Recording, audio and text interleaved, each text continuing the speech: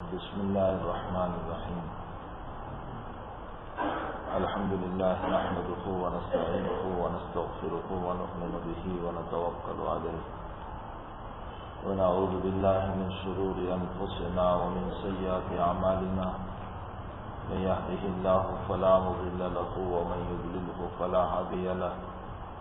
ونشهد أن لا إله إلا الله وحده لا شريك له ونشهد أن سيدنا ومولانا محمدا عبده ورسوله. أما بعد، قال المصنف رحمه الله تعالى: باب التفكر في عظيم مخلوقات الله تعالى وفناء الدنيا وأحوال الآخرة وسائر أمورهما وتقصير النفس وتهذيبها وحملها على الاستقامة. اللہ کی عظیم مخلوق میں غور و فکر کرنا اور دنیا کی فنا اور آخرت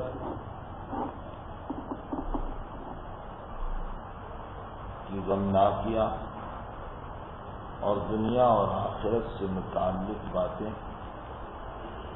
اور نفس کی شرارتیں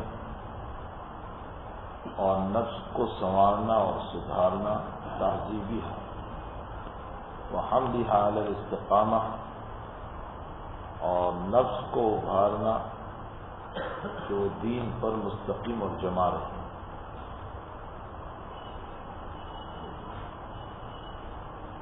اس لمبی عبارت میں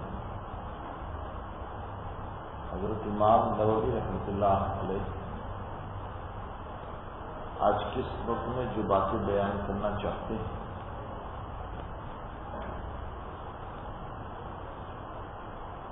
وہ اللہ تعالیٰ کی مخلوق میں غور و فکر اور غور و فکر کرتے ہوئے یہ سمجھنا کہ یہ دنیا فانی ہے اور آخرت کے احوال بڑے ہی خطرناک ہیں، اور دنیا اور آخرت سے متعلق امور کو سوچنا اور انسان کی طبیعت میں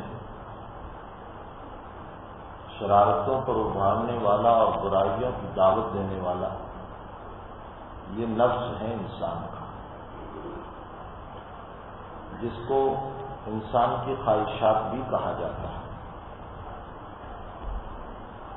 اس کو سنوارنا، سدھارنا، تہذیب کا معنی اس کو بنانا اور دین پر جمے رہنے کے لیے اس کو ترغیب دینا. وحملها علی الاستقامہ.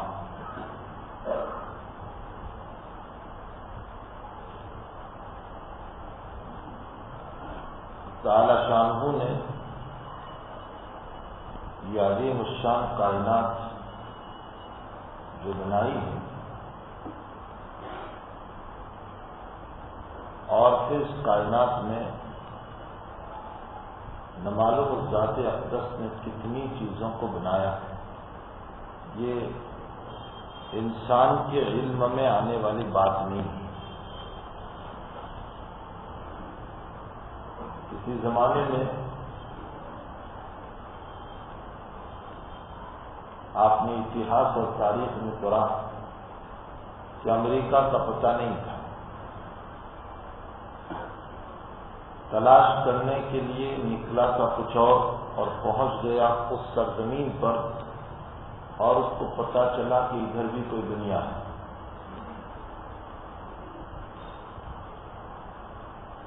اسی طرح آج بھی انسان اللہ کی پیدا کردہ مخلوق کی انتہا تک پہنچ ہی نہیں سکتا ہے.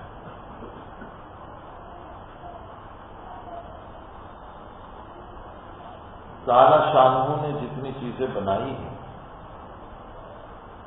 اگر انسان یہ سوچے کہ مجھے ساری باتوں کا علم ہے کہ یہ دھوکہ ہے،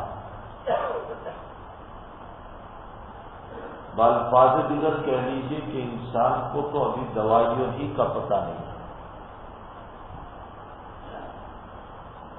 آپ کہو گے کہ ان امراض میں دوائیاں تو چل رہی ہیں، یہ جتنی دوائیاں ہیں یہ قبیل تجربات ہیں۔ دواؤں کی 3 قسمیں، ایک دوا تو وہ ہے کہ جو تعالی شانہ نے اپنے نبی کی زبان پر بلوایا، وہ ساری دوائیاں یقینی ہیں اس لیے کہ اللہ کا نبی کہہ رہا ہے اور نبی اللہ سے لے کر بول رہا ہے، اور اللہ ہی بیماری دینے والا ہے تو اسے پتہ بھی ہے کہ شفا کس سے ہوگی۔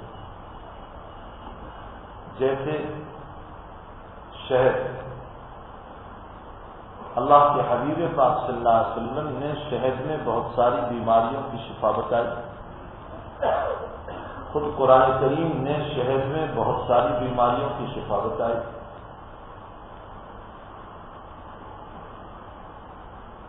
یا اس کے علاوہ لسان نبوی علیہ الصلوۃ والسلام سے بہت ساری دوائیاں بتائی گئی۔ اللہ کے نبی نے فرمایا پرہیز بھی ایک دوا ہے، یعنی انسان اپنے کھانے میں سے تھوڑا سا حصہ کم کرے، یہ بھی ایک دوا ہے۔ یا کشت ہندی اور کشت بحری، جس کو ہمارے وہاں گاندھی کی زبان پر کٹ کہا جاتا ہے، یہ بھی نبی علیہ السلام نے دوا بتائی ہے اور اس میں بھی شفا ہے۔ یا جیسے حریرہ، دودھ میں آٹا ڈال کر اور کچھ شکر ڈال کر اس کو پکا لیا جائے، نبی علیہ السلام نے فرمایا کہ یہ زود ہاضم ہے اور شفا دینے والا۔ ہمارے وہاں عمومی طور پر لوگ یہ سمجھتے ہیں کہ جو عورت بچہ جنتی ہے وہی یہ پیتی ہے، حالانکہ جو آدمی بیمار ہے اور اس کو کھانا بیماری کے اندر جلد ہضم نہیں ہوتا ہے یا ابھی بیماری سے اٹھتا ہے تو اس کا معدہ کمزور ہے، اس انسان کو اگر یہ حریرہ کھلایا جائے تو نبی علیہ السلام نے فرمایا کہ جلد ہضم ہونے والا ہے۔ بلکہ بخاری شریف میں آپ نے ارشاد فرمایا، آپ کا ارشاد گرامی ہے کہ غموں کو بھی دور کرنے والا ہے۔ اب سوال یہ ہوتا ہے کہ حریرہ یعنی دودھ میں کچھ گھی ڈال دیا، کچھ آٹا ڈال دیا اور اس کو تھوڑا سا پکا لیا گیا، شکر ڈال دی گئی، حسب طبیعت اور کچھ چیزیں ڈال دی گئی، تو ٹھیک ہے یہ جلدی ہضم ہونے والا تو ہے، لیکن سوال یہ ہوتا ہے کہ نبی یہ فرماتے ہیں کہ یہ غموں کو بھی دور کرنے والا ہے، تو اس سے غم کیسے دور ہوں گے؟ بھائی مریض کو سب سے بڑا غم نہ کھانے کا ہوتا ہے، مریض کو جو ہے سب سے بڑا غم جو ہوتا ہے وہ یہ کہ اسے کھایا نہیں جائے۔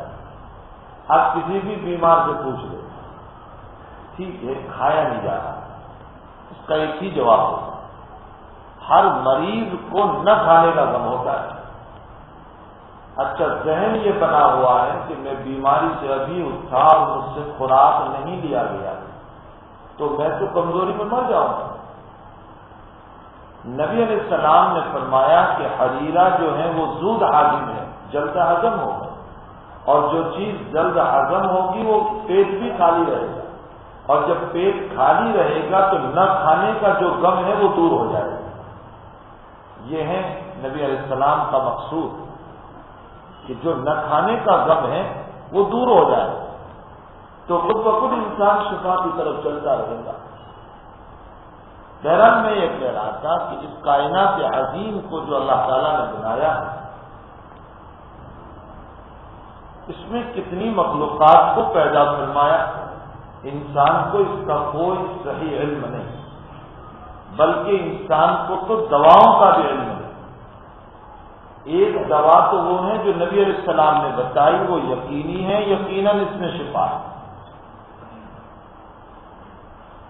اگر پیٹ چلنے کی بیماری ہو گئی جس کو کہتے ہیں ڈائریا، دست انسان کو خوب لگ گئے تو اللہ کے نبی نے فرمایا اسے شہد پلاؤ۔ ایک صحابی تشریف لائے، فرمایا یا رسول اللہ میرے بھائی کا پیٹ چل رہا ہے، یعنی دست لگ گئے۔ حضور نے فرمایا شہد پلاؤ، پلایا۔ وہ آئے کہنے لگے یا رسول اللہ دست بڑھ گئے، فرمایا اور پلاؤ۔ پھر وہ آئے کہنے لگے یا رسول اللہ بڑھ گئے، یعنی زیادہ اور ہونے لگے، فرمایا اور پلاؤ۔ چوتھی مرتبہ میں وہ آئے کہنے لگے یا رسول اللہ بہت بڑھ گئے، فرمایا اور پلاؤ۔ اور آپ نے آگے فرمایا کہ قرآن یہ صحیح کہہ رہا ہے تیرے بھائی کا پیٹ جھوٹ بول رہا ہے۔ مطلب یہ تھا نبی علیہ السلام کا کہ اللہ نے شہد میں شفا بتائی ہے، یہ بالکل صحیح۔ اب بظاہر تیرے بھائی کے پیٹ سے اور زیادہ پخانہ وغیرہ نکل رہا ہے تو اصلاً اندر سے شفا ہو رہی ہے، لیکن ظاہر میں یہ معلوم ہو رہا ہے کہ شفا نہیں ہو رہی ہے۔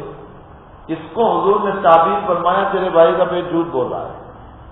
ایسا ہی ہوا، پورا پیٹ صاف ہو گیا تو خود بخود ڈائریا بند ہو گیا ان کا۔ تو مطلب یہ ہے کہ جو نبی نے علاج بتایا وہ 100% نہیں، 1000% صحیح۔ نبی نے ایک دوسرا علاج بتایا وہ لاکھوں فیصد صحیح، اور وہ علاج ہے انسان کو سب سے پہلے اللہ سے توبہ کرنا۔ سب سے پہلے بیمار پڑا ہے توبہ کرنا، اس لیے کہ ممکن ہے گناہ کی نحوست سے اللہ کی طرف سے یہ حالت آئی ہے، توبہ کی وجہ سے اب تعالیٰ اسے دور فرما دے گی۔ تو سرے فہرست دوا جو ہے وہ توبہ ہے، اور ہمارا حال یہ ہے کہ جب بیمار پڑتے ہیں تو اس کی طرف متوجہ ہونے کے بجائے دنیا کے اسباب کی طرف پہلے متوجہ ہو جاتے ہیں۔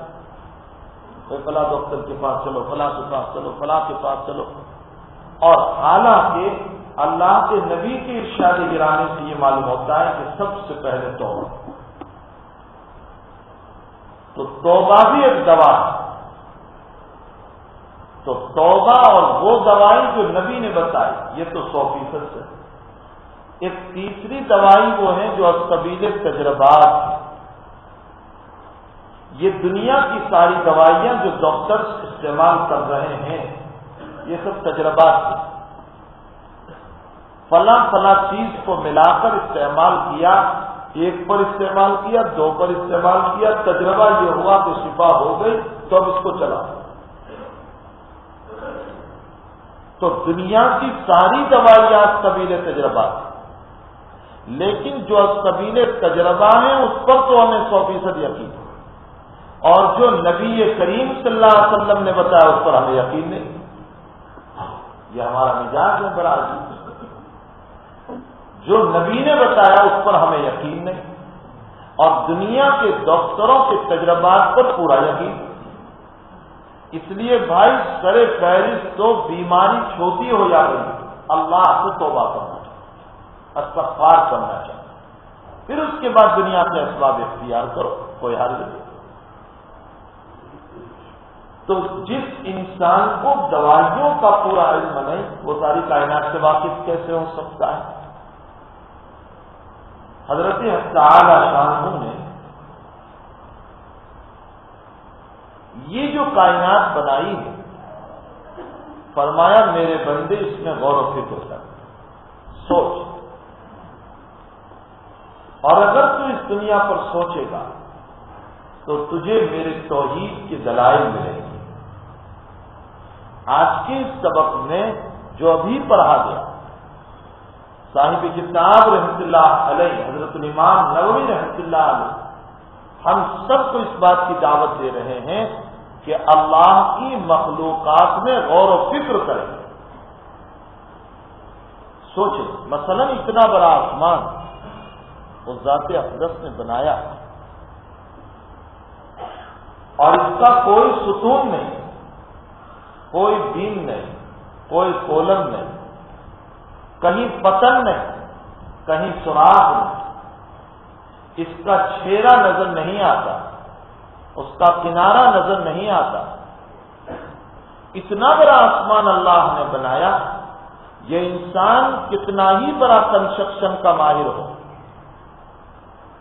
کتنا ہی بڑا انجینئر کیوں نہ ہو، لیکن اگر اس سے یوں کہہ دیا جائے کہ تمہیں 50x50 کا مکان بنانا ہے، وہ کہے گا بیچ میں کالم بھی آئیں گے، بیم بھی آئیں گے۔ بھائی 50x50 میں بھی ہم تو یہ چاہتے ہیں بالکل کوئی بیم نیچے نہیں ہونا چاہیے، وہ کہے گا اس کے بغیر مکان کھڑا ہی نہیں رہ سکتا اور سلیب جو ہے وہ کمزور ہوگا۔ بڑے سے بڑا ماہر اور بڑے سے بڑا عقل مند ایک 50x50 کے مکان کو بغیر بیم اور کولم کے کھڑا نہیں کر سکتا۔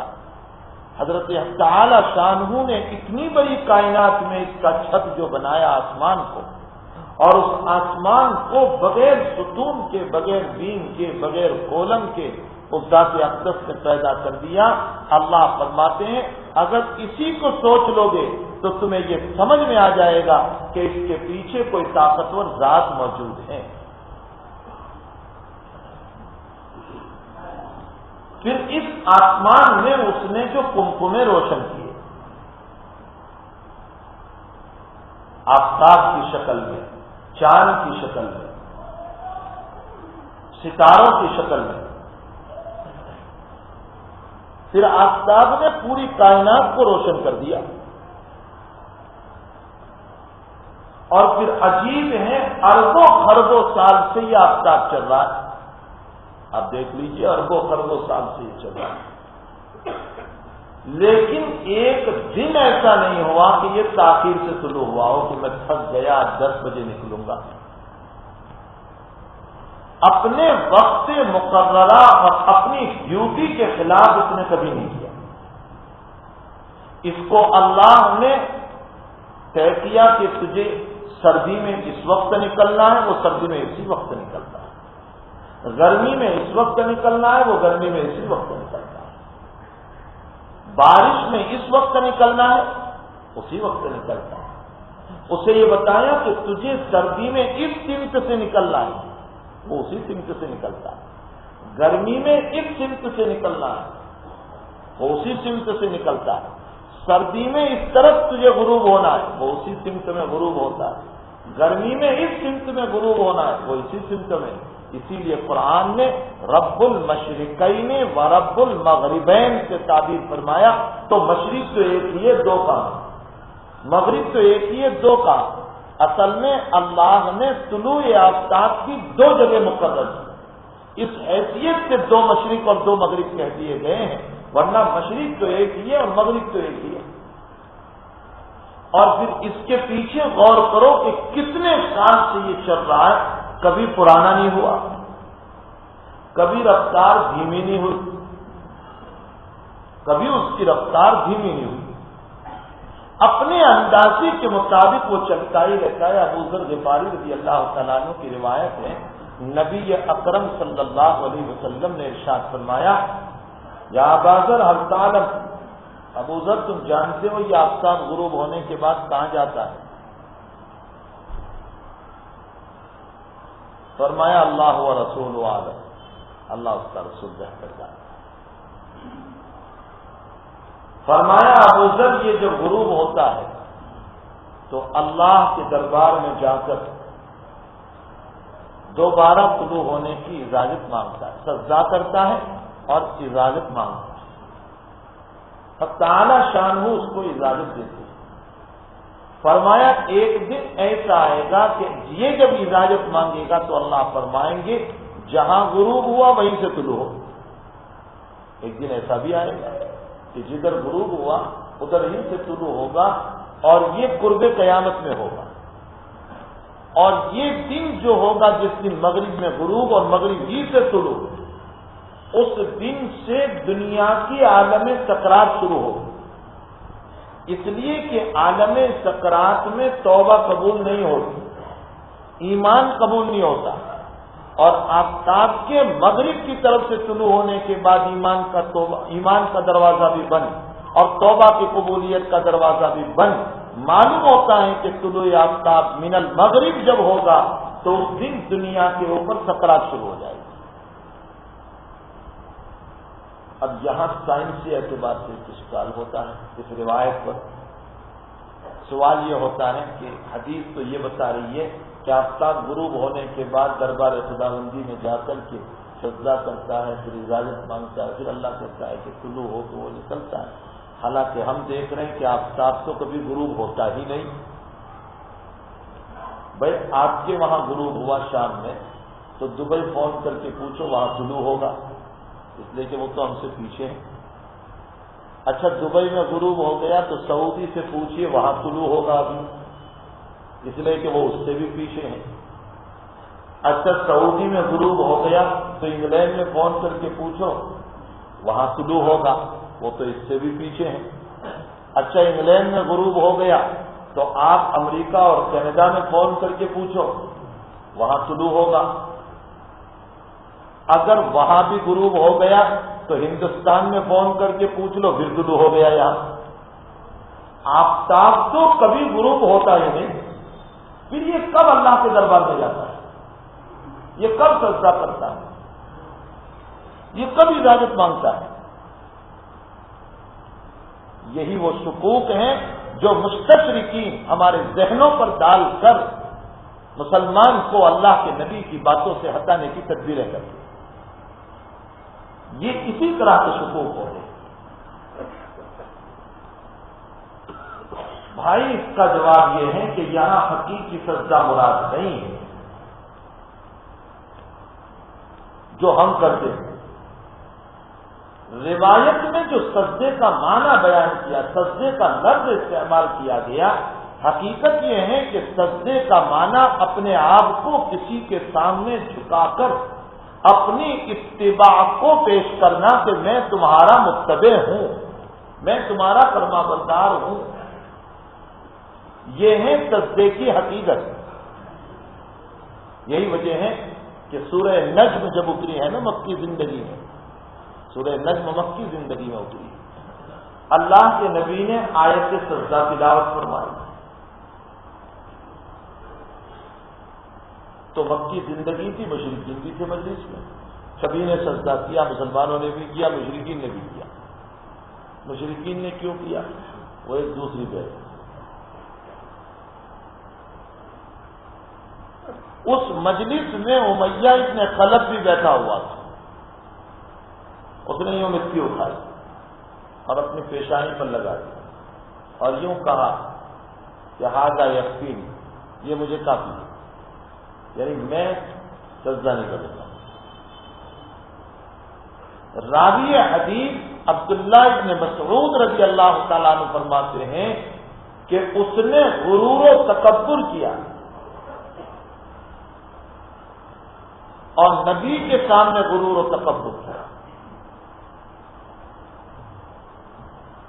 نتیجہ یہ ہوا کہ خدا نے ایمان سے محروم کر کے بدر میں پچھاڑ دیا اسے، مارا گیا۔ تکبر بہت بری چیز، بہت بری چیز۔ قرآن کریم میں آپ غور فرمائیں، فرعون نے خدائیت کا دعویٰ کیا، خدائیت، انا ربکم الاعلی، لیکن یہ دعویٰ بھی ظاہری تھا۔ صاحب روح المعانی کہتے ہیں کچھ اسرائیلی روایات کو نقل کرنے کے بعد یہ فرماتے ہیں کہ اس کا ظاہر میں تو یہ دعویٰ تھا انا ربکم الاعلی، اندر میں یہی تھا خلوتوں میں کہ تو ہی میرا رب ہے۔ صاحب روح المعانی نے ایک روایت نقل کی ہے کہ ایک مرتبہ لوگ آئے اور یہ کہا کہ یا ربی، یعنی فرعون کو رب کہا کہ بارش نہیں ہو رہی ہے اور دریائے نیل جو ہے، نیل ندی جو ہے وہ خشک ہو گئی اور آپ رب ہیں، پانی لائیے تاکہ یہ دریا بہ جائے۔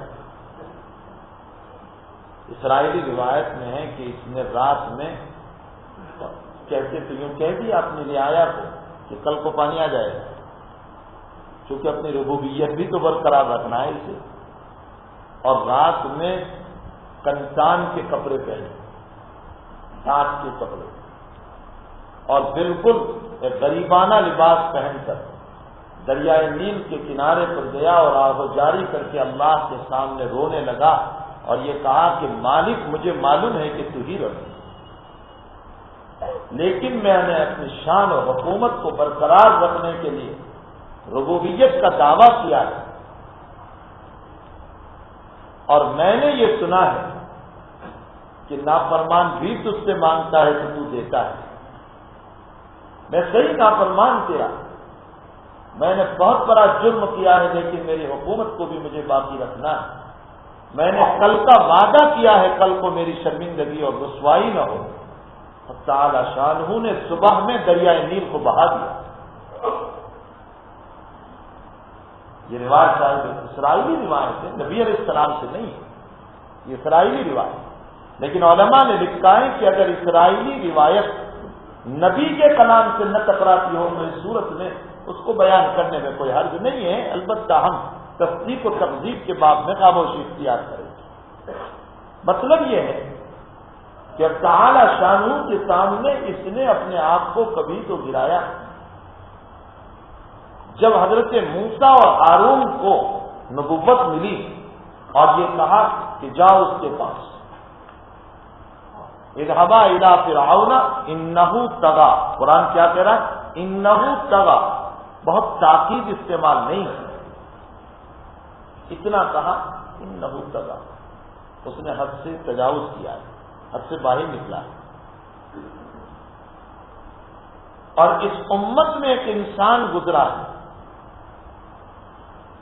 جس کو نبی اکرم صلی اللہ علیہ وسلم نے فرعون و هذه الامہ کہا، میری امت کا فرعون، وہ ہے عمرو بن ہشام جس کو ابو جہل کہتے ہیں، یہ اس امت کا فرعون۔ بخاری شریف کی روایت میں تو یہ آیا کہ جب عبداللہ ابن مسعود رضی اللہ تعالیٰ عنہ بدر کے اندر اس کے پاس پہنچے اور اس کے قتل کا وقت قریب تھا تو اس نے کہا حل اعمد من رجل قتلتموه، اعمد کے مختلف ترجمے کیے، اعمد کا ترجمہ اعجب سے بھی کیا اور احمد کا ترجمہ احمد سے بھی کیا،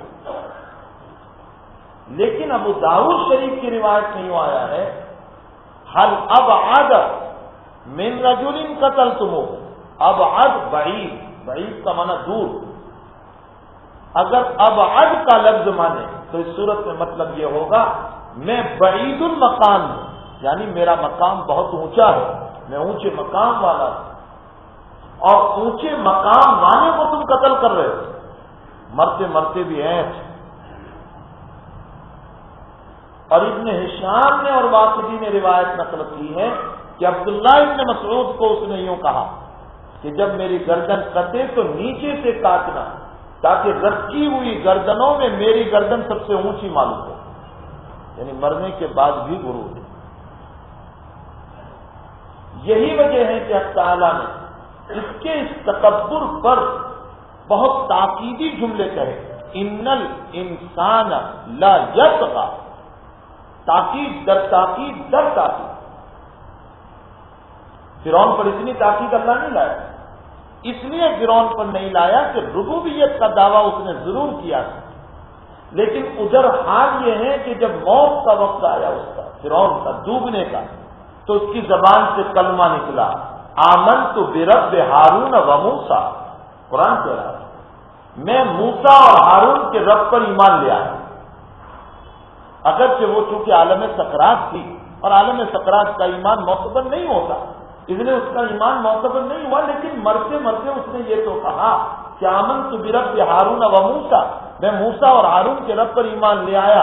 اس نے تو مرتے مرتے بھی غرور اور تکبر کیا ابو جہل نے، اس لیے ابو جہل کی فرعونیت اس فرعون سے بھی بری ہوئی تھی۔ تکبر اللہ کی نگاہ میں بہت بدتر تھی۔ یہ آمنت برب ہارون و موسیٰ کی بنیاد پر بعض علماء یہ کہتے ہیں کہ فرعون نجات پائے گا۔ آمنت برب ہارون و موسیٰ یعنی اس نے تو مرتے ہوئے کہا ہے کہ میں ایمان لایا ہارون اور موسیٰ کے رب پر، اور دوسری جگہ پر لا الہ الا اللہ کا کلمہ بھی اس سے ثابت ہے قرآن کریم۔ آمنت بما آمنت بہ بنو اسرائیل، بنی اسرائیل جس رب پر ایمان لائے میں بھی اس رب پر ایمان لایا۔ محی الدین ابن عربی انہی میں سے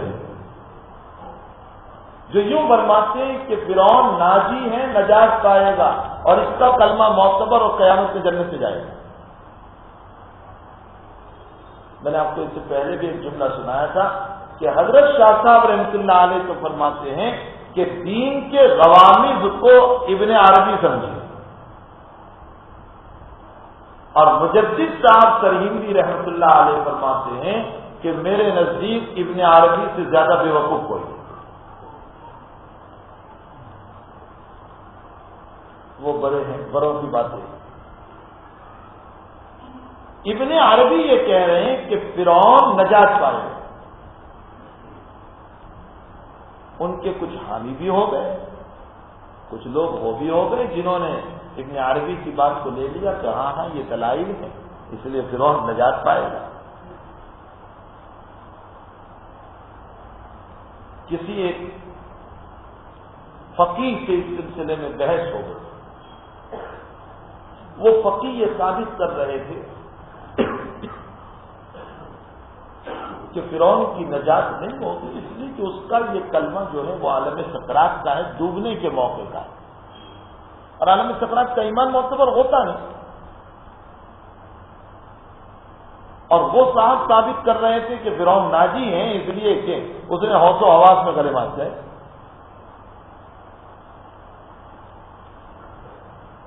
بحث ہو گئی، دوسرے دن وہ صاحب اسی فقیہ صاحب کو مل گئے، تو فقیہ صاحب نے ان سے سلام کیا، السلام علیکم یا اخا فرعون، یعنی سامنے والے کو سلام کیا جو کل کو فرعون کے ناجی ہونے کو، نجات کو ثابت کر رہے تھے نا، ان کو سلام کیا وہ فقیہ صاحب نے، سلام علیکم یا اخا فرعون، فرعون کے بھائی سلام علیکم۔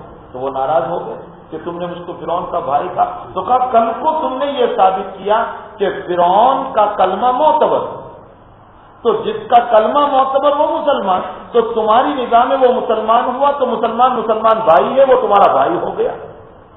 اس لیے میں نے کہا کوئی غلط تو کہا، السلام علیکم یا اخا فرعون۔ بہرحال کچھ لوگوں نے اس کلمے کی بنیاد پر فرعون کو ناجی کہا، لیکن صحیح بات یہ ہے کہ عالم سکرات کا ایمان معتبر نہیں۔ عالم سکرات میں صرف ایک شخصیت ایسی تھی کہ اگر وہ ایمان لے آتی تو اس کا ایمان معتبر ہو جاتا، ایک شخصیت، اور وہ شخصیت ہیں نبی اکرم صلی اللہ علیہ وسلم کے عم محترم خواجہ ابو طالب، یہ شخصیت۔ آپ آخری وقت میں جب چل رہے تھے تو اللہ کے نبی پہنچے قریب میں، یا عم قل لا الہ الا اللہ انا اشہد لک یوم القیامہ، رواہ مسلم، چچا کلمہ پڑھ لو میں قیامت میں تمہاری گواہی دے دوں گا۔ بار بار اصرار رہا، لیکن ابو طالب کی زبان سے، چونکہ ابو جہل وغیرہ وہاں بیٹھے ہوئے، وہ بار بار یہ تلقین کر رہے تھے، اترغب یا ابا طالب عن ملت ابی کا، ارے ابو طالب مرتے ہوئے اپنے باپ کے مذہب کو چھوڑو گے؟ بس یہ جملہ ابو طالب کے قلب پر اثر کر گیا، آپ نے یہ کہا کہ میں تو انہی لوگوں کی باتوں پر مرتا ہوں۔ نبی علیہ السلام کو اتنا صدمہ ہوا، اتنا صدمہ ہوا، اتنا صدمہ ہوا، حضرت فرماتے ہیں کہ میں میرے چچا کے لیے اس وقت تک دعا کرتا رہوں گا جب تک کہ میرا خدا مجھ کو منع نہ کرے، اس لیے کہ ابو طالب کے بڑے احسانات کیا، بڑے احسانات، بچپن سے لے کر رسالت کے بعد تک آپ کی مکمل و حفاظت جس نے فرمائی وہ چچا ابو طالب، پوری دیکھ بھالی آپ نے فرمائی، بہت احسانات تھے ابو طالب، اس لیے حضور چاہتے تھے کہ چچا کلمہ پڑھ لے۔ اور نبی علیہ السلام کے اسی صدمے پر اللہ نے آیت اتاری انک لا تہدی من احببت ولکن اللہ یہدی من یشاء، میرے پیغمبر آپ جسے چاہے ہدایت نہیں دے سکتے، ہدایت تو ہمارا کام ہے۔ ہمارے حضرت شیخ رحمۃ اللہ علیہ نے اپنے والد محترم حضرت مولانا محمد یحییٰ صاحب کاندھلوی سے اور انہوں نے اپنے استاد محترم حضرت مولانا رشید احمد گنگوہی نور اللہ مرقدہ سے یہ نقل فرمایا کہ اگر ہدایت کا تمغہ نبی کے ہاتھ میں دے دیا جاتا تو دنیا میں کوئی بھی ایمان نہ رہتا۔ آپ کو تو غم ہی یہ تھا، درد ہی یہ تھا، فرمایا ہدایت آپ کے ہاتھ میں نہیں۔ اس روایت میں حضور پاک صلی اللہ علیہ وسلم جو تلقین فرما رہے یا میں قل لا الہ الا اللہ اشہد لک یوم القیامہ، بعض علماء نے تو یہ لکھا کہ یہ گرگرا سے پہلے کا وقت تھا، یعنی سکرات سے پہلے کا وقت، لیکن قاضی عیاض رحمۃ اللہ علیہ جو مسلکاً مالکی ہے وہ یہ فرماتے ہیں کہ نہیں، عالم سکرات تھا، اس لیے کہ سب سے بڑی دلیل اس میں یہ ہے کہ اگر عالم سکرات سے پہلے کا یہ کلمہ اگر تلقین ہوا تو پھر اشہد لک یوم القیامہ کہنے کی ضرورت نہیں تھی، اس لیے کہ سکرات سے پہلے تو سبھی کا ایمان معتبر ہو جاتا ہے۔ ارے نبی کو گواہی دینے کی ضرورت ہی کیا پڑی تھی؟ یہ گواہی کا لفظ یہ بتا رہا ہے کہ ابو طالب کی سکرات شروع ہو چکی ہے۔ اور قاضی عیاض نے کتاب لکھی ہے عشق نبوی میں الشفا، اور الشفا میں ایک جگہ پر فرماتے ہیں قاضی عیاض رحمۃ اللہ علیہ اسی واقعے کو نقل کرنے کے بعد فرمایا کہ نبی اکرم صلی اللہ تعالی علیہ وسلم نے اپنے چچا کو جو یوں فرمایا یا عم قل لا الہ الا اللہ اشہد لک یوم القیامہ، فرمایا کہ اس کی وجہ یہ ہے عالم سکرات میں ایمان معتبر نہیں ہے، لیکن میرے چچا آپ کی خدمتوں کی بنیاد پر میں اللہ سے ضد کر کے بھی منوا لوں گا۔ بہت محبت کیا، لیکن مقدر خدا جو ہوتا ہے وہی ہوتا ہے، تقدیر کے سامنے کسی کا کچھ نہیں چلتا۔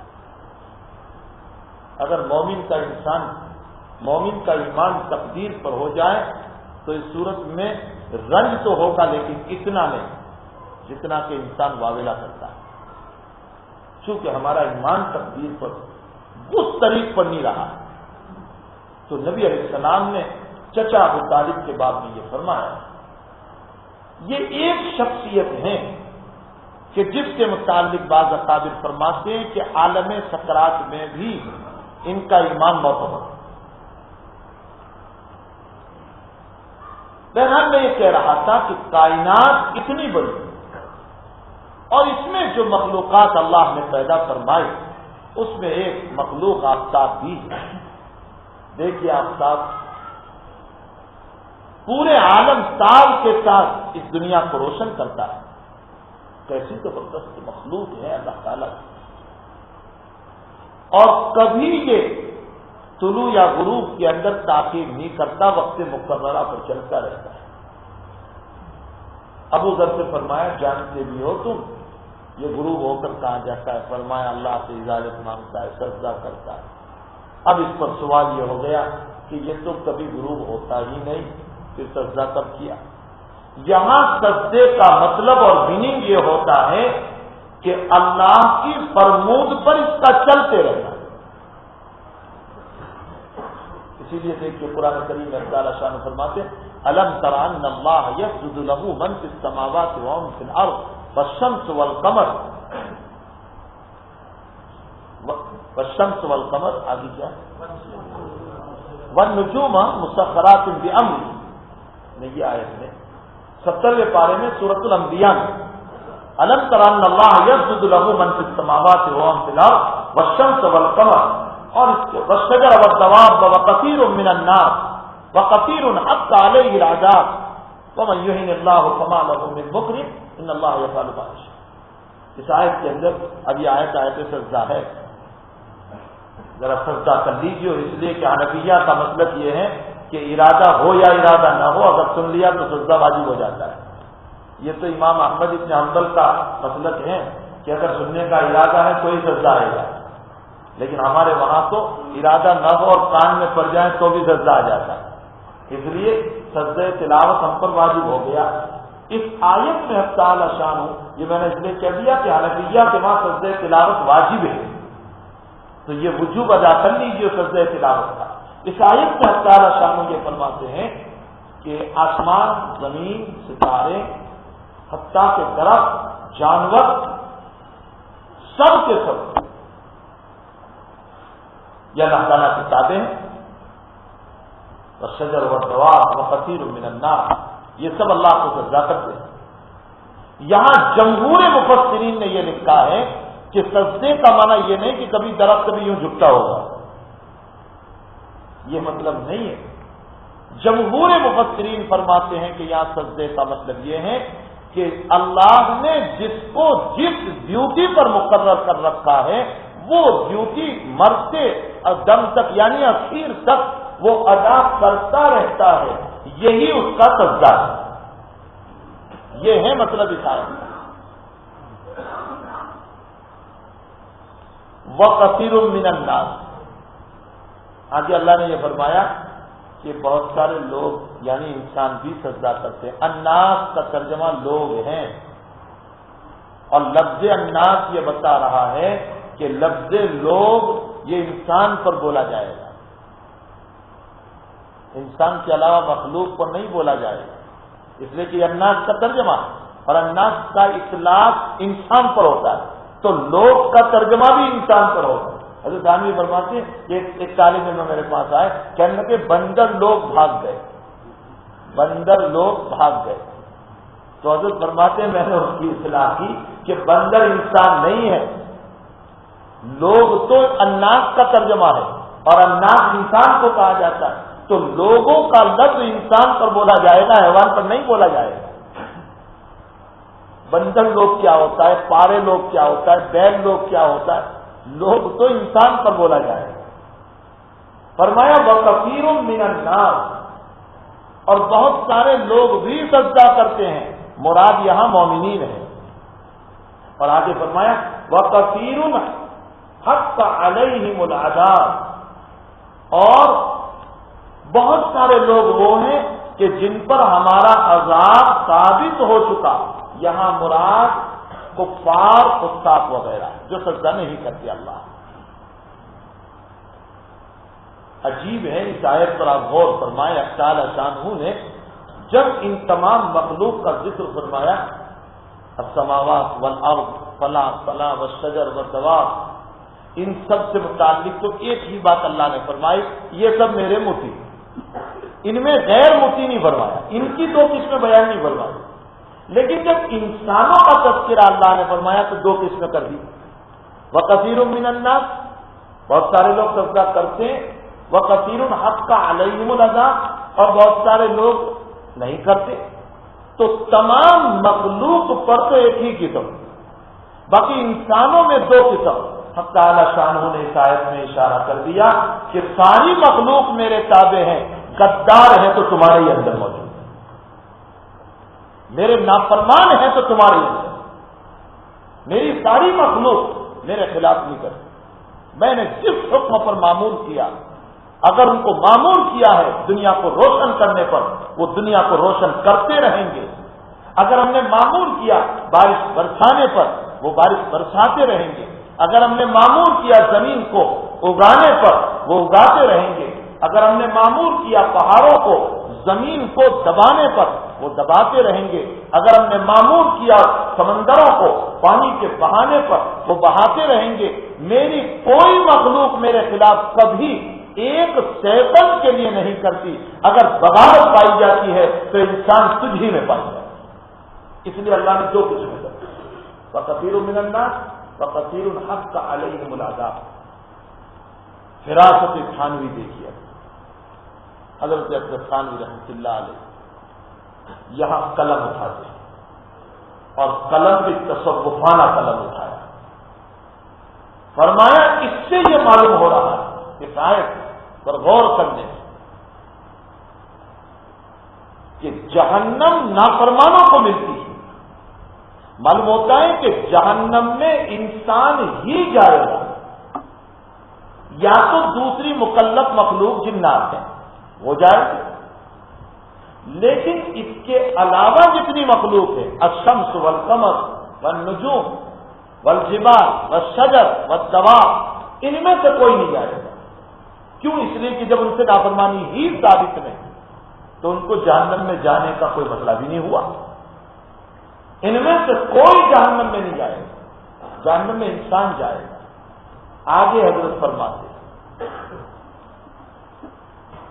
کہ ایک سوال ہو سکتا ہے کہ چلیے وہ لوگ تو نافرمانی نہیں کرتے، یہ آفتاب، یہ مہتاب، یہ درخت، لیکن نافرمانی کرنے کا ذریعہ تو بن رہے ہیں.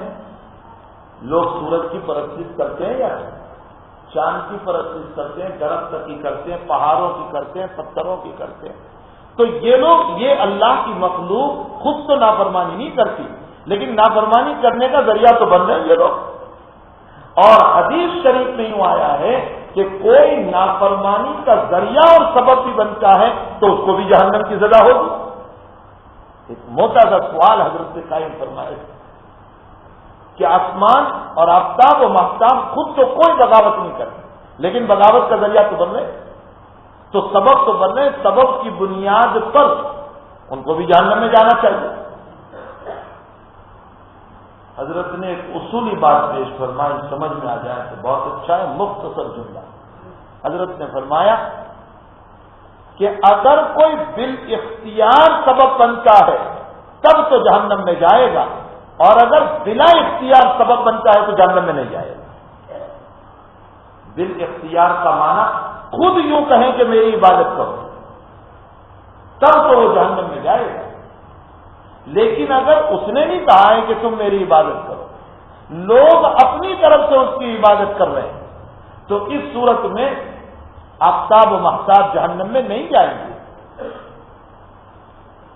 لوگ جو اس کی عبادت کر رہے ہیں وہ بلا اختیار، ان لوگوں نے نہیں کہا. یہاں سے ایک مسئلہ اور ہاتھ لگ گیا.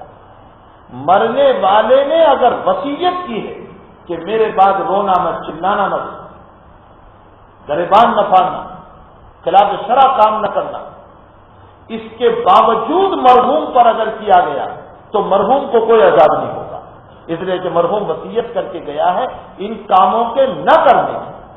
لیکن اگر مرحوم نے وصیت نہیں کی یا اس کے دل میں ارمان تھے کہ چلاوے تو اچھا ہے، خوب روے تو اچھا ہے، تمنائیں، یا وصیت کی تھی رونے کی، چلانے کی زور زور سے، تو سبب بنا ہے بالاختیار، اس لیے اب اس کو عذاب ہوگا. معلوم ہوتا ہے ضابطہ یہ ہے کہ اگر بلا اختیار کوئی سبب بنتا ہے اس صورت میں پکڑ نہیں ہوتی، بالاختیار اگر کوئی سبب بنتا ہے تو اس وقت پکڑ ہوتی. آفتاب و مہتاب نے سب کہا کہ میری عبادت کرو، ہماری پرستش کرو. اب روایت میں یوں آتا ہے کہ اللہ تعالیٰ تو آفتاب کو بھی جہنم میں ڈالنے والے ہیں، آفتاب کو بھی جہنم میں ڈالنے والے ہیں. تو اب اس حدیث شریف کا کیا جواب ہوگا؟ اس کا جواب یہ ہے کہ آفتاب کو جو جہنم میں ڈالا جائے گا وہ سزا کے لیے نہیں، یا تو گرمی کو بڑھانے کے لیے تاکہ اور گرمی ہو، یا نمبر 2 اس لیے جہنم میں ڈالا جائے گا کہ جہنمیوں کے عذاب میں اور اضافہ ہو، اس طرح پر کہ ان کا افسوس اور بڑھ جائے، ندامت اور بڑھ جائے کہ جن پتوں پر ناز تھا وہی ہوا دینے لگے، جن کو ہم نے معبود سمجھا تھا وہی یہاں پڑا ہوا ہے، تو اب ہمیں کون نکالے گا. اور صدمہ ہوگا. صدمے کو بڑھانے کے لیے تعالیٰ شان ہو، آفتاب کو اندر ڈالیں گے. اس سے آفتاب کو سزا دینا لازم نہیں آتا. قید خانے میں جیلر بھی رہتا ہے، قیدی بھی رہتا ہے، لیکن جیلر یہ نہیں سمجھتا کہ میں جیل خانے میں ہوں، حالانکہ رہتا وہ بھی اندر ہی میں ہے، لیکن وہ یہ نہیں سمجھتا ہے کہ میں قید خانے میں ہوں. تو آفتاب کو جو ہے اندر میں محی الدین ابن عربی رحمۃ اللہ علیہ فرماتے ہیں کہ مجھے مکاشفہ ہوا کہ آفتاب کو نہیں ڈالا جائے گا، تو پھر کیا ہوگا؟ روایت میں ہے آفتاب، وہ کہتے ہیں کہ مطلب یہ ہے کہ آفتاب کو قریب کر دیا جائے گا، وہ اوپر سے دھوپ کو ڈالتا رہے گا اور دھوپ پر بھی آفتاب بولا جاتا ہے۔ معلوم ہوتا ہے آفتاب کو نہیں ڈالا جائے گا بلکہ دھوپ اس کی جہنم میں پڑے گی۔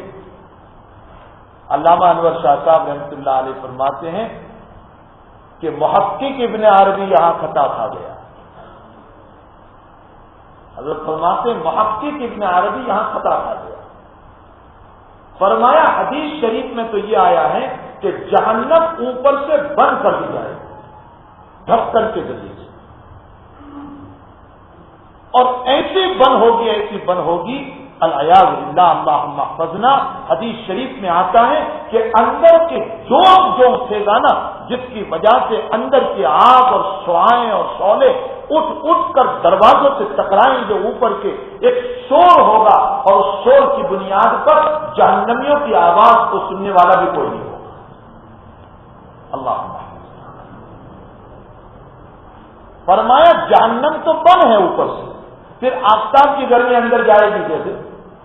معلوم ہوتا ہے کہ حدیث شریف کا وہی مطلب صحیح ہے کہ آفتاب کو اندر ہی ڈالا جائے، لیکن یہ ڈالنا یہ تکلیف پہنچانے کے لیے ہوگا۔ اب ایک سوال یہ ہو سکتا ہے کہ لوگوں نے حضرت عزیر علیہ السلام کو بھی تو خدا کا بیٹا کہہ دیا، عیسیٰ علیہ السلام کو بھی تو خدا کا بیٹا کہا، فرشتوں کو اللہ کی بیٹیاں کہہ دی، ان کی بھی لوگوں نے عبادت کی، یہ بھی معبود بنے ہوئے تھے، تو ان کا کیا مسئلہ؟ سیدھا سا مسئلہ وہی جواب ہوگا، انہوں نے نہیں کہا تھا کہ تم ہماری عبادت کرو، بلکہ یہ تو منع کرتے تھے، مخلوق نے ان کی عبادت کی۔ کہنے کا مطلب یہ ہے کہ تعالی شان فرماتے ہیں اس کائنات میں تم غور کرو، بلکہ اللہ تو یوں فرماتے وفی انفسکم افلا تبصرون، ارے چھوڑ، تجھے آفتاب سمجھ میں نہیں آتا، تجھے آسمان سمجھ میں نہیں آتا، تجھے چاند سمجھ میں نہیں آتا، تجھے زمین سمجھ میں نہیں آتی، تجھے کوئی مخلوق، تیری ذات ہی پر تو غور کر، اسی پر تو غور کر۔ امام بخاری رحمۃ اللہ علیہ نے حضرت حسن بصری رحمۃ اللہ علیہ کا قول کتاب التفسیر میں وفی انفسکم افلا تبصرون کے ضمن میں یوں نقل فرمایا، حضرت حسن بصری رحمۃ اللہ علیہ فرماتے ہیں کہ انسان تو صرف اسی مسئلے کو سوچ لے کہ تو نے کھانا اور پینا ایک جگہ سے ڈالا، لیکن نکالنے کے لیے اللہ نے دو راستے بنائے، فرمایا اگر ایک راستے سے نکالنے کا ذریعہ بنا دیتے تو شاید تیری زندگی گزارنا مشکل ہو جاتا، پانی کے نکلنے کا راستہ اور بنایا اور پخانا کے نکلنے کا راستہ اور بنایا، اسی پر اگر تو سوچ لے تو اس صورت میں تجھے اللہ کی توحید سمجھ میں آ جائے گی۔ حضرت عبداللہ ثانوی رحمۃ اللہ علیہ فرماتے کہ ساری محنت کھیت کے کاٹنے سے لے کر مکان میں غلہ لانے تک تو نے کی، اس سے پہلے تو تیرے ہاتھ میں کچھ نہیں تھا، تو نے دانا ڈالا تھا، اس کے بعد تیرے ہاتھ میں کچھ تھا ہی، کسان سے زیادہ متوکل نہیں کوئی بھی، بس وہ تو ایک دانہ ڈال کر بیٹھ گیا، اللہ نے اس کو اگایا، گلے گلزار بنایا، اب اس کو کاٹا اور کاٹنے کے بعد کھلیان ملایا اور کھلیان ملانے کے بعد اس کے دانے نکالے اور اس کو صاف کیا گیا، بوریاں بھری گئی، مارکیٹ میں آئے، ہم نے خریدا اور اس کو پیسا گیا، ہمارے گھر میں پہنچا، کھانا بنایا گیا۔ حضرت فرماتے یہاں تک تو سارا تیرا بس چلتا رہا، کھیتی سے لے کر گھر میں لانے تک، بلکہ کھانا پکانے تک تیار ہو گیا لطفہ، یہاں تک تو تیرا بس ہے۔ حضرت آگے فرماتے ہیں اب نوالا تو نے اٹھا کر منہ میں رکھ دیا، اب تیرا بس ختم۔ فرمایا اب تیرے گلے میں دو ندیاں اللہ نے رکھی ہے، ایک سانس کی ہے اور ایک کھانے کی ہے۔ فرمایا تو نے منہ میں لقمہ رکھا، تیرے ہاتھ میں سے اب مسئلہ ختم ہو گیا، تو یہ بتا کہ آگے نوالا سانس کی نلی سے بچا کر کھانے کی نلی میں کون اتار رہا ہے؟ اسی کو اگر تو سوچ لے تو اللہ کی توحید تجھے سمجھ میں آ جائے کہ میرا اللہ کیسا ہے۔ اسی لیے کبھی کبھی ہوتا ہے کہ کھاتے کھاتے ہنس پڑتے ہیں، بات کرتے ہیں تو کبھی کوئی دانہ ادھر چلا جاتا ہے، سانس والی نلی میں چلا جاتا ہے، کھا کھا کھا شروع ہو جاتا ہے، پانی پیتے بھی دم نہیں مارتے اور پیا ہی جاتا ہے، لیکن آنکھوں سے آنسو جاری رہتے ہیں۔ اور ہم نے حضرت مفتی محمود الحسن صاحب رحمۃ اللہ علیہ جو میرے اول پیر ہیں اور حضرت رحمۃ اللہ علیہ کی زبان ایک لطیفہ سنا تھا. حضرت نے اسی بات کو نقل کرتے ہوئے حضرت اقدس تھانوی رحمۃ اللہ علیہ کی ایک بات ارشاد فرمایا ایک دانہ اللہ نے سانس کی نلی میں ڈال کر تجھے رلا دیا اور یہ کہا کہ اگر تو نہیں سوچے گا میری توحید کو تو مرنے کے بعد تجھے اسی طرح رونا پڑے گا. یہ پھر مثال ہے ذرا دو قطرے آنسو کے بہانے کہ ادھر ایک دانہ چلا گیا تو کھانسی شروع ہو گئی اور آنکھوں میں سے آنسو نکل آئے. فرمایا یہ تو معمولی چیز ہے, میں تجھے یاد دلا رہا ہوں. مفتی صاحب رحمۃ اللہ علیہ تو بڑے ظریفانہ عجیب طبیعت اللہ تعالیٰ نے آپ کو عطا فرمائی تھی, بڑے عجیب لطائف بھی. میں جب پڑھانے کے لیے رہا تو میں حضرت کی خدمت میں پہنچا. میں نے کہا کہ حضرت فلاں جگہ تقرر ہوا اور کہا کیا کیا کتابیں ملی. میں نے کہا فلاں فلاں فلاں کتابیں ملی. اس وقت میرے پاس سب سے بڑی بخاری شریف نحو میر تھی, یعنی فارسی اول پورا تھا اور نحو میر مجھے دی تھی. تو نحو میں نے کہا حضرت نحو میر ہے. حضرت کہنے کے نحو میر کس وزن پر ہے. اب وہی حضرت کے وہاں تو یہی سوالات شروع ہو جاتے تھے. سوال کرتے کرتے میں بھی بے وقوف آدمی, میں نے حضرت سے ایک سوال کیا. خیر ہے تو سوال علمی لیکن بات یاد آ گئی. میں نے حضرت سے سوال کیا, میں نے کہا حضرت یہ اس میں اشارہ جو ہے وہ تو مشار الیہ کا محتاج ہے, اسی طرح اس میں موصول صلہ کا محتاج ہے. یہ عربی گرامر کے کچھ قواعد ہیں. میں نے کہا اس میں اشارہ محتاج ہے, اس میں موصول محتاج ہے, تو جو محتاج ہوتا ہے وہ تو حرف ہوتا ہے, تو پھر اس کو اسم کیوں کہا. اب وہ گجراتی میں کہتے ہیں میری دھمکی تھی, یعنی میرا دماغ کام نہیں کر رہا تھا, بے وقوف تھا, خموخ تھا. میں نے حضرت سے یہ سوال کر لیا دیوبند چھتے والی مسجد میں. تو حضرت نے فرمایا تمہیں دو ہی نظر آئے, تیسرا بتاؤ. مضاف بھی تو مضاف الیہ کا محتاج ہے, اسے بھی اسم کہہ دو, اسے بھی حرف کہہ دو. پھر حضرت نے جو گنوانا شروع کیا, فلاں بھی تو محتاج ہے, فلاں بھی تو محتاج ہے. بس میں سمجھ گیا کہ اصلاح ہو رہی ہے اچھی. پھر حضرت نے ایک جواب دیا. حضرت نے فرمایا پیارے اصل بات یہ ہے کہ جو خود بالذات معنی دینے پر محتاج ہو اسے حرف کہا جاتا ہے, اور اسم بعض ایسے ہیں جو بالذات تو اپنا معنی دے ہی دیتے ہیں. البتہ کلام کمال کے لیے دوسرے کلام کی ضرورت پڑتی ہے, یعنی بات کو پوری کرنے کے لیے دوسرے کلام کی ضرورت پڑتی ہے. اس کو اسم کہا جائے گا, اسے حرف نہیں کہا جاتا. تو حضرت مفتی صاحب رحمۃ اللہ علیہ تو عجیب ہمارے پیر تھے, اور حضرت کی صحبت میں کئی وقت رہنا بھی ہوا, اس لیے کہ ہدایت سے حضرت سے میں بیعت ہوا تھا. تو کئی مجالس بھی, خصوصاً یہاں جب حضرت تشریف لاتے تھے تو کئی مجالس میں شرکت رہتی تھی. عجیب اللہ کا بندہ تھا, اس نے مذاق اور مزاح میں اپنے آپ کو چھپا دیا تھا. بظاہر ہم بزرگوں کو مذاق کرتے ہوئے دیکھتے ہیں تو اس صورت میں ہم یہ سمجھتے ہیں لو یہ تو مذاق بھی کر رہے ہیں. نہیں, وہ مذاق اور مزاح میں اپنے آپ کو چھپا دیتے تاکہ لوگ ان سے متعلق کوئی اس طرح کی باتیں نہ کر دیں کہ جس کی بنیاد پر کہیں مقام خدا اور مقام نبوت پر نہ پہنچا دیں. اہل اللہ اپنے آپ کو چھپاتے ہیں, اپنی شان بہت نہیں بتاتے. وہ تو جب وہ دنیا سے رخصت ہوتے ہیں تب پتہ چلتا ہے کہ ان کا مقام کیا تھا. کسی نے حضرت مفتی صاحب رحمۃ اللہ علیہ کو خواب میں دیکھا, فرمایا دربار خداوندی میں حاضری. حضرت مفتی محمد الحسن صاحب رحمۃ اللہ علیہ کو خواب میں دیکھا دربار خداوندی میں حاضری ہے, اور حضرت شیخ رحمۃ اللہ علیہ بھی تشریف فرمائے گا اللہ کے دربار میں, جو آپ کے پیر و مرشید حضرت مفتی صاحب رحمۃ اللہ علیہ کے. فرمایا وہاں حاضر ہے. اور تعالیٰ نے فرمایا مفتی جی تم نے دین کی خدمت بہت کی ہے, اسی کے صدقے میں ہم تمہیں جنت الفردوس عطا کرتے ہیں. بڑا مقام ہے. وہ تو اہل اللہ کے جانے کے بعد ہی پتہ چلتا ہے کہ تعالیٰ شانو انہیں کیا نوازتا ہے. اس لیے بات اہل اللہ کا حال تو یہ ہے کہ وہ اپنے آپ کو جو ہے چھپا دیا کرتے ہیں. پتہ ہی نہیں چلتا کہ اتنے بڑے لوگ ہیں, ان کا تعلق اللہ کے ساتھ کتنا زبردست ہوتا ہے. وہ راتوں میں تڑپتے ہیں اپنے بستر کے اوپر. تو خیر میں یہ کہہ رہا تھا کہ حضرت اقدس تھانوی رحمۃ اللہ علیہ فرماتے کہ اگر اسی پر غور کر لو تو تمہیں تمہارا خدا سمجھ میں آ جائے گا خدا کی قدرت کتنی زبردست ہے, کتنا بڑا مالک ہے وہ. امام نووی رحمۃ اللہ علیہ آج کے سبق میں ہمیں توحید خداوندی کی دعوت دے کر آخرت کی طرف متوجہ کرنا چاہیے.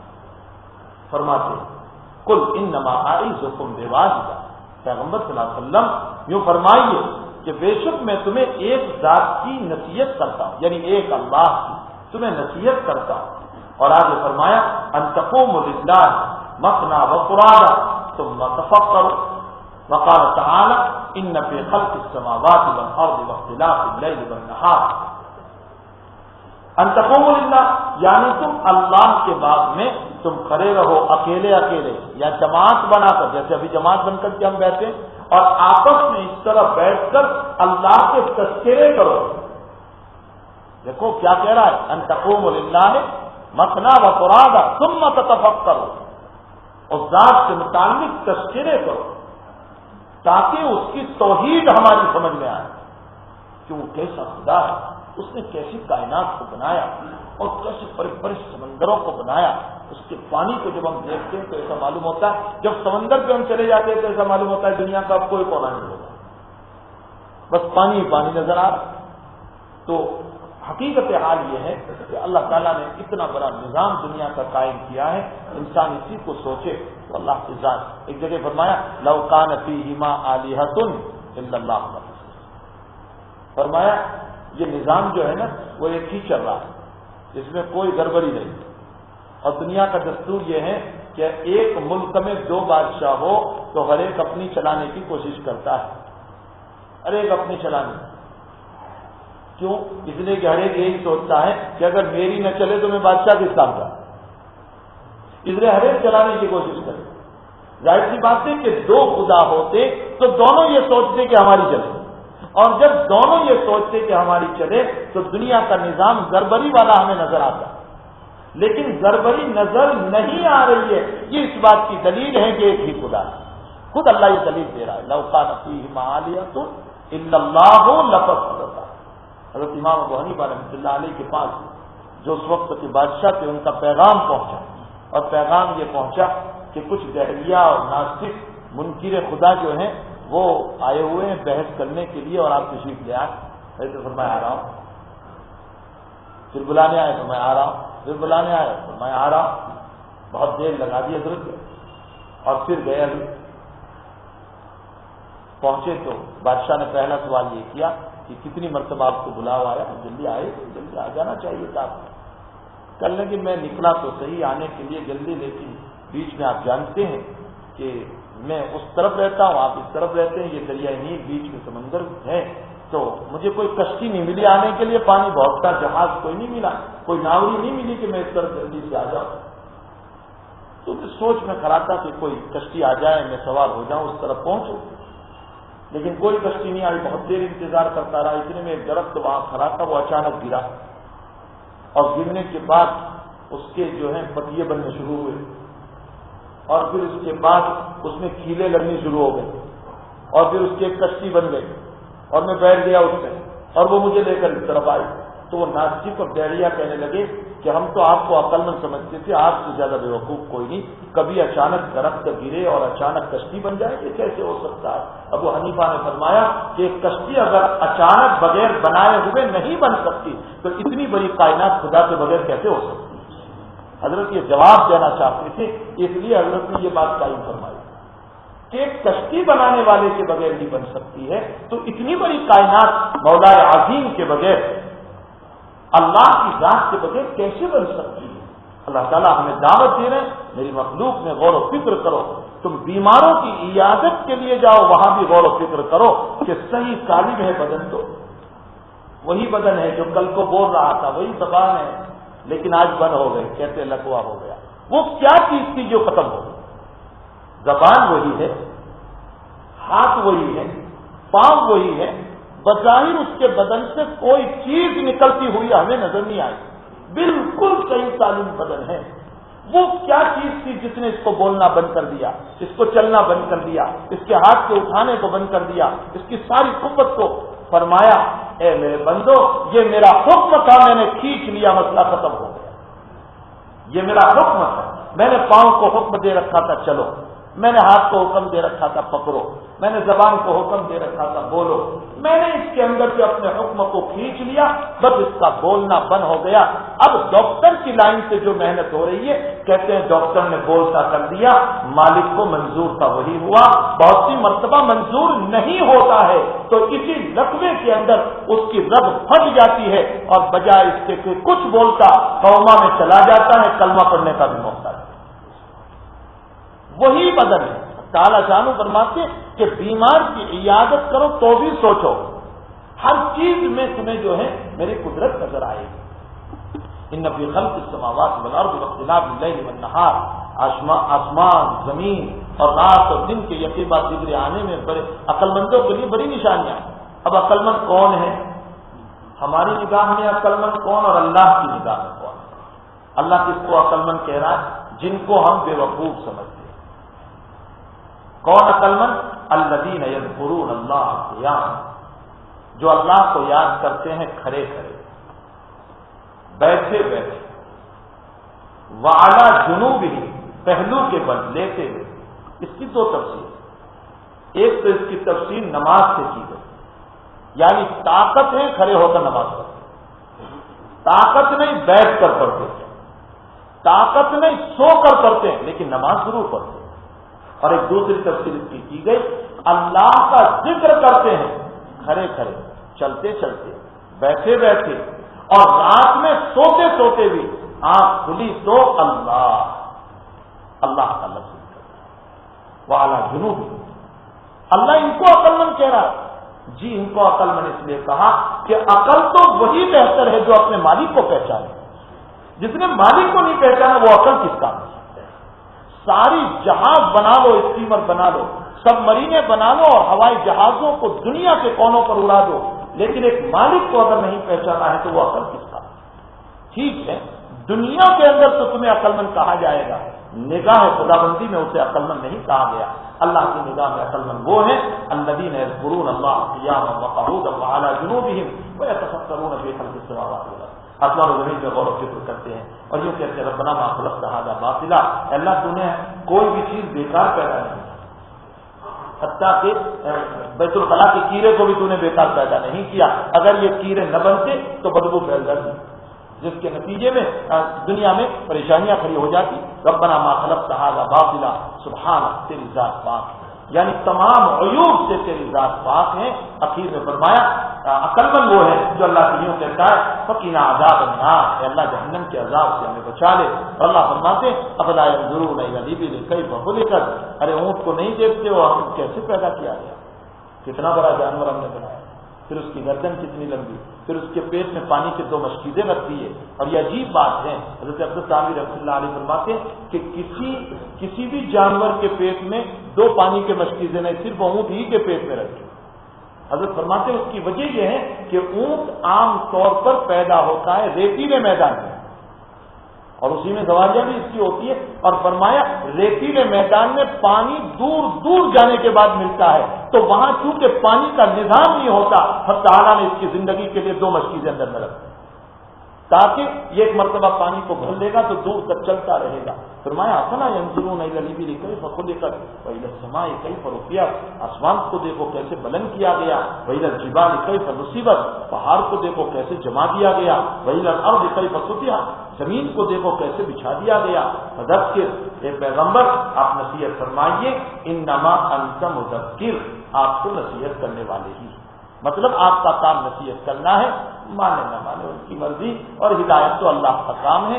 فذکر انما انت مذکر، ان آیات کو نقل کرنے کے بعد اب اخیر میں یہ فرماتے والآیات فی الباب کثیرہ، یعنی تفکر خداوندی اور تفکر مخلوق میں آیات تو بہت ہیں، لیکن میں اتنے ہی پر اکتفا کرتا ہوں۔ اور فرمایا جہاں تک احادیث کا تعلق ہے تو میں اس باب میں احادیث بھی بہت ہیں، لیکن ایک حدیث نقل کر دیتا ہوں امام نووی رحمۃ اللہ علیہ فرماتے جو اس سے پہلے گزر چکی ہے اسی کتاب میں، اور وہ حدیث کیا ہے؟ ومن الاحادیث الحدیث الثابت، یعنی اس سے پہلے میں ایک حدیث بیان کر چکا ہوں، وہی حدیث دوبارہ یہاں نقل کر دیتا ہوں۔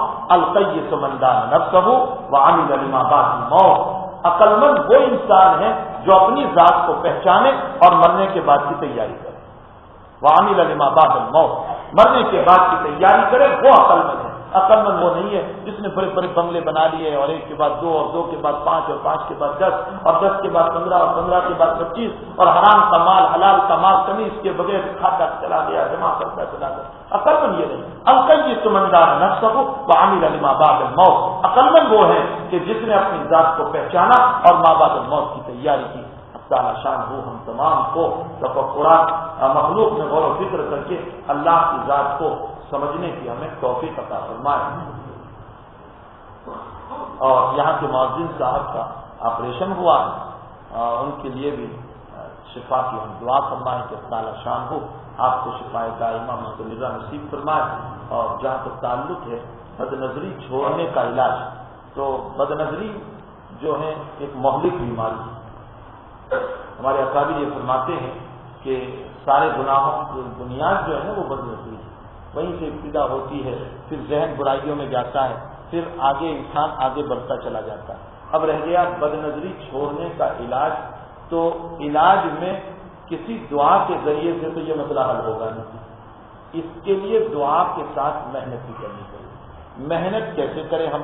ہمارے بزرگوں نے بد نظری سے بچنے کے لیے محنت یہ بتائی کہ جب ہمارا نفس اندر سے کسی چیز کو دیکھنے کو کہے اور وہ چیز نگاہ شریعت میں ناجائز ہے، یعنی اس کا دیکھنا نگاہ شرع میں جائز نہیں ہے، تو اس صورت میں نفس کے خلاف کریں اور فوراً اپنی نگاہ کو نیچی کر لیں یا دوسری طرف دے لیں۔ اس وقت میں اندر میں بہت زیادہ پریشانی کھڑی ہو جائے گی، بڑی پریشانی کھڑی ہوگی، تجربہ کر کے دیکھ لیں، بہت زیادہ پریشانی ہوگی، لیکن اس پریشانی کو تھوڑی دیر کے لیے برداشت کر لیں اور اپنی نگاہ کو جھکا لیں یا دوسری طرف پھیر لیں۔ اگر چند مرتبہ یہ کرتے رہیں گے تو انشاءاللہ تعالی آہستہ آہستہ نفس یہ سمجھ لے گا کہ اب یہ میرا تقاضا پورا کرنے والا ہے نہیں، تو خود بخود اب عادی بنے گا، خیر کی طرف دیکھنے کا، اور محنت کرنی پڑے گی۔ اس کا ثبوت قرآن کریم سے، یا نبی کل المؤمنین یغضوا من ابصارہم وکل للمؤمنات یغضضن من ابصارہن، پیغمبر آپ اپنی امت کے مومنوں کو یہ کہیے کہ اپنی نگاہوں کو جھکائیں۔ اپنی نگاہوں کو جھکانے کا پیغمبر کے ذریعے سے کہلوانا یہ اس بات کی دلیل ہے کہ محنت چاہتی ہے۔ اس بات محنت کے بغیر یہ کام نہیں ہوگا۔ اگر صرف دعا سے یہ کام بن جاتا تو اللہ کے نبی کو اللہ یوں کہہ دیتا کہ پیغمبر تیری امت جو ہے بد نظری کی بیماری میں آ جائے تو دعا کر دیجیے، لیکن دعا سے کام نہیں ہوگا۔ دعا کے ساتھ دعا بھی کرے، دعا تو اہم ہتھیار ہے اللہ ہی کے ہاتھ میں، لیکن اس کے ساتھ ہماری محنت کی بھی ضرورت ہوگی۔ یہ جب دونوں کام ساتھ چلیں گے، دعا بھی ہو محنت بھی ہو، تو انشاءاللہ تعالیٰ آہستہ آہستہ آہستہ عبد الثانی رحمۃ اللہ علیہ تو قسم کھا لی ایک مرتبہ کسی بد نظری کے مسئلے میں، کسی نے حضرت سے سوال فرمایا کہ حضرت بد نظری کا میں مریض ہوں، آپ مجھے کوئی علاج بتائیے۔ حضرت نے فرمایا کہ نفس کے خلاف کرتے رہو، جی چاہے اور خلاف شرع چیز ہے تو نظر پھیر لو، نیچی کر لو، چند مرتبہ ایسا کرو، کوشش کرو۔ حضرت فرماتے ہیں حلف بخدا کہتا ہوں، قسم کھا کر تمہارے حلف بخدا کہتا ہوں، چند مرتبہ ایسا کرو گے تم خود بخود دیکھو گے کہ تمہارے قلب پر اللہ کی طرف سے نور اتر رہا ہے، کسی بزرگ کے کشف کی ضرورت بھی نہیں پڑے گی، قلب پر نور اترتا ہوا خود ہمیں محسوس ہوگا۔ تو تھوڑی سی محنت، کوشش، اور کوشش یہی ہے کہ جب خلاف شرع چیز سامنے آئے تو ہم اپنی طبیعت پر بوجھ دے کر اپنی نگاہ کو تھوڑا سا چکا۔ اللہ ہم سب کو اس پر عمل کرنے کی توفیق عطا فرمائے۔ اللہ صلی اللہ علیہ وسلم۔